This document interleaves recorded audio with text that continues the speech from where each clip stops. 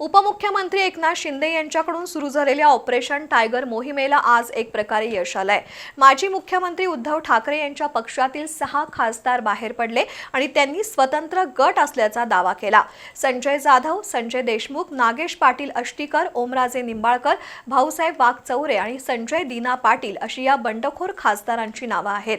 दरम्यान 6 बंडखोर खासदारांच्या या गटाला लोकसभा सभापती ओमप्रकाश बिर्ला यांनी मान्यता दिली आहे। लवकरच हा गट एकनाथ शिंदे यांच्या शिवसेनेत विलीन होण्याची चिन्ह आहेत।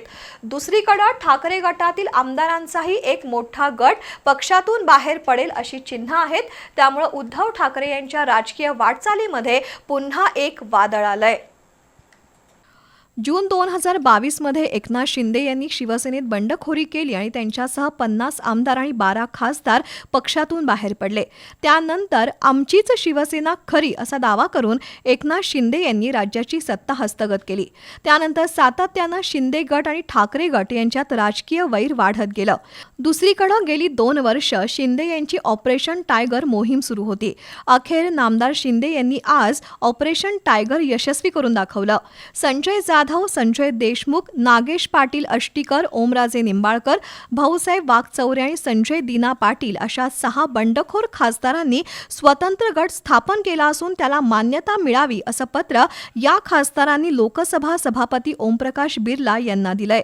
त्यानंतर लोकसभा सभापतींनी या गटाला तशी मान्यता दिली। 19 जून रोजी शिवसेनेच्या वर्धापन दिनी बंडखोरांचा हा गट शिंदे गटात विलीन होणार असल्याचं सांगण्यात येत आहे। ठाकरे पक्षाचे लोकसभेत 9 खासदार होते, त्यातील 6 जण शिंदे गटात गेल्यामुळे ठाकरे यांची मदार आता केवळ 3 खासदारांवर राहिली आहे। दुसरीकडे खासदारांच्या बंडानंतर ठाकरे गटाचे काही आमदारही फुटणार अशी राजकीय वर्तुळात चर्चा सुरू झाली आहे।